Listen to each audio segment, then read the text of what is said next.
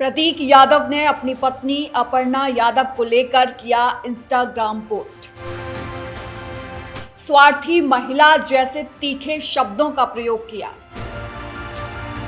अपर्णा यादव का राजनीति में आना और फिर उनके सार्वजनिक बयान। अपर्णा ने अक्सर परिवार और पार्टी की मुख्यधारा से अलग स्वर अपनाया। नवंबर 2013 में अपर्णा द्वारा अखिलेश सरकार को भौकाल सरकार कहना। अपर्णा का हर बयान केवल व्यक्तिगत राय नहीं रहा, समाजवादी पार्टी के प्रति आलोचनात्मक रुख बार बार चर्चा में रहा। राजनीति में नैतिक उपदेश देना आसान है, निभाना कठिन। यदि यह सिलसिला यूं ही चलता रहा तो विरोधियों को मुद्दा मिलेगा और समर्थकों को निराशा। उत्तर प्रदेश की राजनीति में निजी रिश्ते अक्सर सार्वजनिक बहस का रूप ले लेते हैं, लेकिन जब परिवार के भीतर का टकराव सोशल मीडिया पर फूट पड़े तो मामला केवल निजी नहीं रह जाता। हालिया घटनाक्रम में प्रतीक यादव द्वारा अपनी पत्नी अपर्णा यादव को लेकर किया गया इंस्टाग्राम पोस्ट, जिसमें उन्होंने स्वार्थी महिला जैसे तीखे शब्दों का इस्तेमाल करते हुए जल्द तलाक लेने की बात कही। इस बात ने सियासी गलियारों में भूचाल ला दिया है। नमस्कार, मेरा नाम है भारती बघेल और आप देख रहे हैं न्यूज वॉच इंडिया का खास कार्यक्रम आज का बड़ा सवाल। आरोप सीधे सीधे पारिवारिक रिश्तों को बर्बाद करने, निजी जीवन को मानसिक रूप से प्रभावित करने और प्रसिद्धि बढ़ाने की कथित होड़ तक जाते हैं। ऐसे में सवाल ये नहीं है कि यह पोस्ट सच है या भावनात्मक आवेग।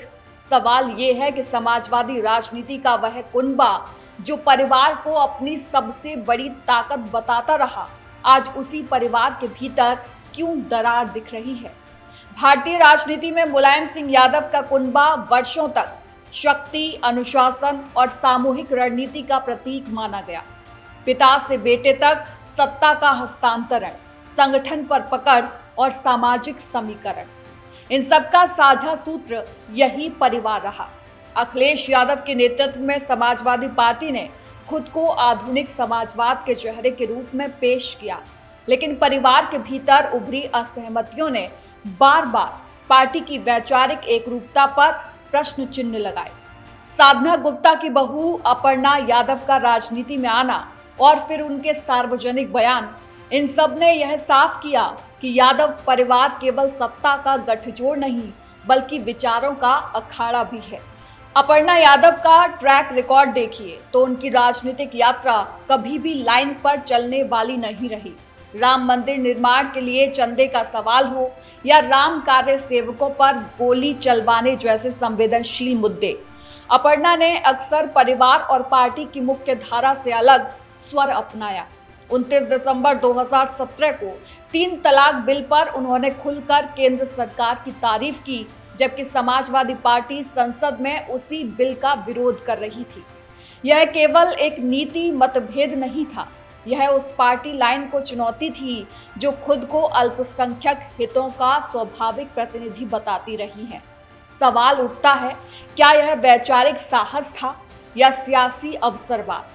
नवंबर 2013 में अपर्णा यादव द्वारा अखिलेश सरकार को भौकाल सरकार कहना और ईवीएम में गड़बड़ी के सवाल पर जेठ के तर्क को गलत ठहराना, ये घटनाएं बताती हैं कि परिवार के भीतर असहमति नई नहीं है।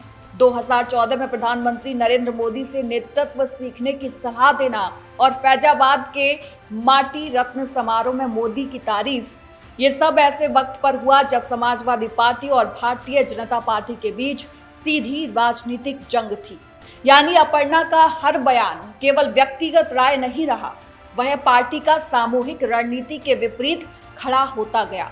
2017 में यूपी में बीजेपी सरकार बनने के बाद मुख्यमंत्री योगी आदित्यनाथ से मुलाकात और केंद्रीय गृह मंत्री राजनाथ सिंह के साथ इफ्तार पार्टी में उपस्थित थी। इन तस्वीरों ने समाजवादी समर्थकों को असहज कर दिया।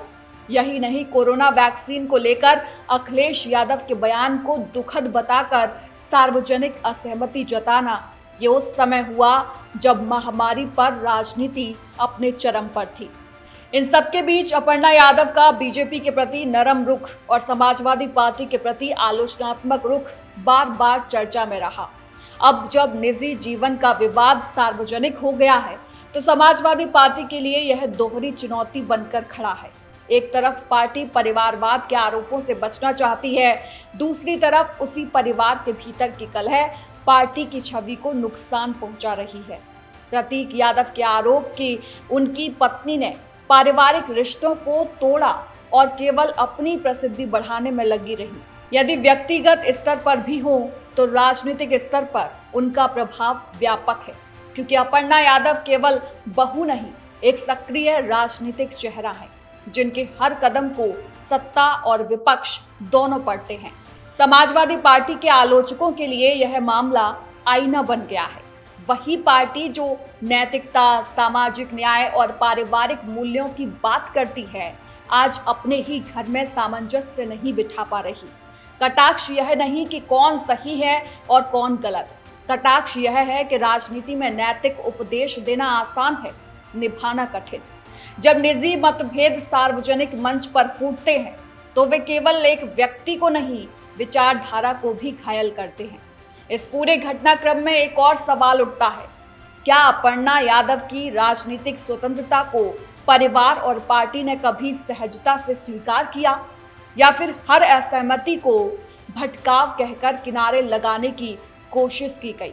यदि असहमति को जगह नहीं दी जाएगी तो वह टकराव बनकर सामने आएगी, और यही हम आज देख रहे हैं।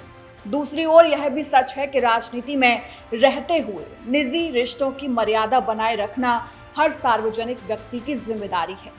सोशल मीडिया पर आरोप प्रत्यारोप उस जिम्मेदारी को कमजोर करते हैं।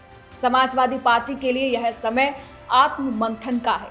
क्या पार्टी केवल चुनावी अंकगणित तक सीमित रहना चाहती है, या वह विचारों की बहुलता को भी जगह देगी? यादव परिवार की राजनीति ने दशकों तक उत्तर प्रदेश को दिशा दी है, लेकिन आज वही परिवार आंतरिक खींचतान की वजह से सुर्खियों में है। यदि यह सिलसिला यूं ही चलता रहा तो विरोधियों को मुद्दा मिलेगा और समर्थकों को निराशा। अंततः यह विवाद किसी एक पोस्ट या एक बयान तक सीमित नहीं है। यह उस सियासी संस्कृति का प्रतिबिंब है जहां निजी और सार्वजनिक के बीच की रेखा धुंधली हो चुकी है। समाजवादी पार्टी पर कटाक्ष यही है कि जब परिवार ही असमंजस में हो तो समाज को दिशा देने का दावा कितना मजबूत रह जाता है। राजनीति केवल सत्ता की नहीं, संतुलन की भी परीक्षा होती है, और इस परीक्षा में यादव परिवार और समाजवादी पार्टी दोनों को अभी बहुत कुछ साबित करना बाकी है।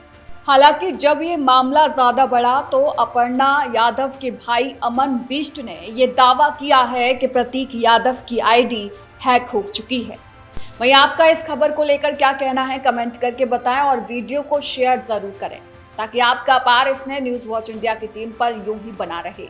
यह आपका ही प्यार है कि हम 1 मिलियन सब्सक्राइबर्स को क्रॉस करके 18 करोड़ व्यूज पार कर चुके हैं। आशा है आपका ये प्यार यूं ही बना रहेगा और देश दुनिया से जुड़ी बड़ी खबरें हम पूरे फैक्ट्स के साथ सबसे पहले आपके पास लाते रहेंगे। नमस्कार।